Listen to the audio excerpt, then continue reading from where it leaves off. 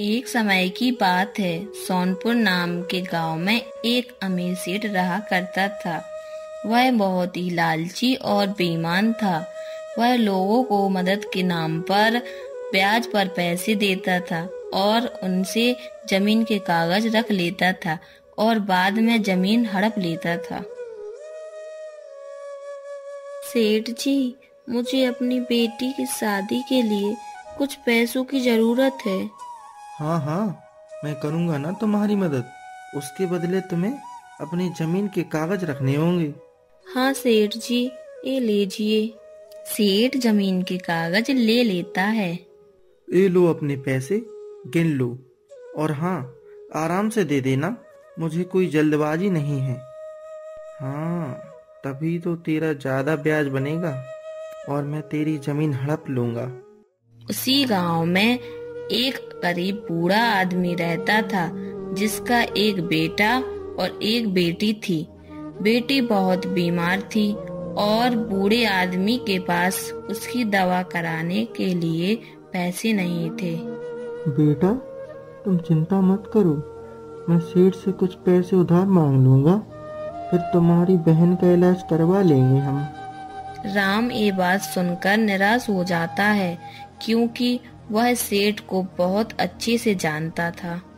मैं सेठ के पास जा रहा हूँ। ठीक है पिताजी। हीरा घर से निकल जाता है, पर राम भी उसके पीछे पीछे आ जाता है। सेठ जी, मेरी बेटी बहुत बीमार है। मुझे उसके इलाज के लिए कुछ पैसों की जरूरत है। मुझे कुछ पैसे दे दीजिए। हाँ, तुम अपनी जमीन के कागज लाए हो? सेठ जी, मेरी सारी जमीन तो आपने ही ले ली है। क्या मतलब है तेरा?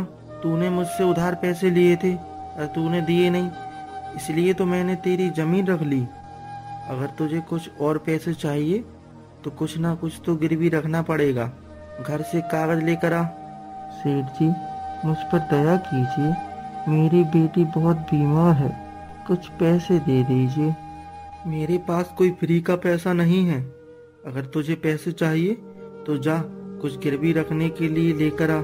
सेठ उस आदमी को बुरा भला बोलने लगा।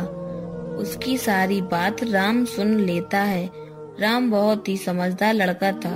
वह चुपचाप वहाँ से चला जाता है। वह बूढ़ा आदमी दुखी मन से घर वापस लौट आता है। घर वापस आने के बाद उसने सारी बात अपने बेटे को बताई, पर राम पहले से सब कुछ जानता था। बेटा, अब हम क्या करेंगे? तुम्हारी बहन का इलाज कैसे कराएंगे? पिताजी, आप चिंता मत करो, सब ठीक हो जाएगा। मुझे इस सेठ का कुछ तो करना होगा। अगले दिन राम सेठ के घर के पास हाथ जोड़कर खड़ा था। राम को ऐसे खड़ा देखकर सेठ राम के पास गया। सेठ वहां पहुंचा तो देखा राम मन ही मन कुछ बोल रहा था। हे भगवान, मेरी कुछ सहायता कीजिए, मुझे पैसों की जरूरत है, मुझे कुछ पैसे दे दीजिए। अरे, ये तो बड़ा मूर्ख लड़का है, ऐसे पैसे मांग रहा है जैसे मिल ही जाएंगे। चलो, इसे थोड़ा खुश कर देता हूँ। सेठ ने कुछ पैसे राम के सामने फेंक दिए। राम ने उन पैसों को देख लिया और बोला, भगवान, आपका बहुत बहुत धन्यवाद जो आपने मेरी मदद की। राम पैसे लेकर जाने लगा तो सेठ ने उसे रोक लिया। मूर्ख लड़के, तुझे क्या लगा ये पैसे तुझे भगवान ने दिए हैं? ये पैसे मैंने दिए तुझे। नहीं, ये मेरे पैसे हैं, मुझे भगवान ने दिए हैं। दोनों में इस बात की बहस होने लगी, पर राम नहीं माना तो सेठ ने कहा, ठीक है, तो हम पंचायत ही चलते हैं, हमारा फैसला पंचायत में होगा। नहीं नहीं, मेरे कपड़े देखकर पंचायत में फैसला आपके हित में होगा, इसलिए मैं पंचायत में नहीं जाऊंगा। कपड़े मैं तुम्हें दे दूंगा, पर तुम्हें पंचायत चलना पड़ेगा। ठीक है, अगर आप मुझे कपड़े देंगे तभी मैं पंचायत जाऊंगा। फिर दोनों कपड़े बदलने सेठ के घर चले जाते हैं। कपड़े बदलने के बाद वे दोनों पंचायत की ओर चले जाते हैं। सेठ पंचायत में अपनी सारी बात बताता है। हुजूर, ये लड़का मेरे पैसों को अपना बना रहा था। ये पंचायत है, यहाँ सबके साथ न्याय होता है। तुम ऐसे किसी पर इल्जाम नहीं लगा सकते। क्या तुम्हारे पास कोई गवाह है जिसके सामने राम को पैसे दिए थे तुमने? नहीं, मैंने किसी के सामने राम को पैसे नहीं दिए।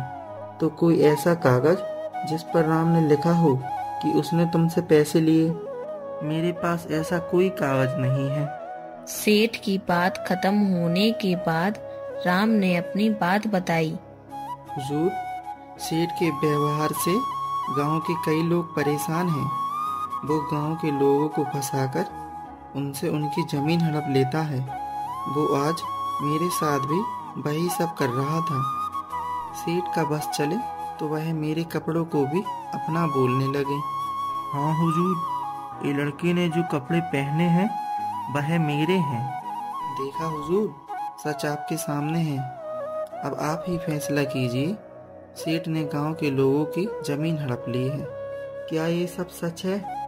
नहीं नहीं हुजूर, मेरी इतनी हिम्मत नहीं है। तभी सभी लोग बोलने लगे। हाँ हुजूर, सेठ ने कम ब्याज बोलकर मुझसे ज्यादा ब्याज लिया और मेरी जमीन हड़प ली। खबरदार सेठ, अगर तुमने आगे से ऐसा किया, तुमने जिसकी जमीन ली है उसे वापस कर दो। अगर फिर तुमने किसी की जमीन ली तो तुम्हें दंड मिलेगा। यही पंचायत का फैसला है। सेठ समझ गया था कि जिस लड़के को वह मूर्ख समझ रहा था उसने ही सेठ को मूर्ख बना दिया और इस तरह वह सबकी जमीन के कागज वापस कर देता है। पिताजी, ये लीजिए, जो आपने सेठ को मेहनत करके ब्याज दिया था, ये वही पैसे हैं। अब हम इन्हीं पैसों से रिया का इलाज भी करवा लेंगे। आपको हमारी कहानी कैसी लगी कमेंट करके जरूर बताएं और ऐसी कहानी देखने के लिए हमारे चैनल को सब्सक्राइब करें।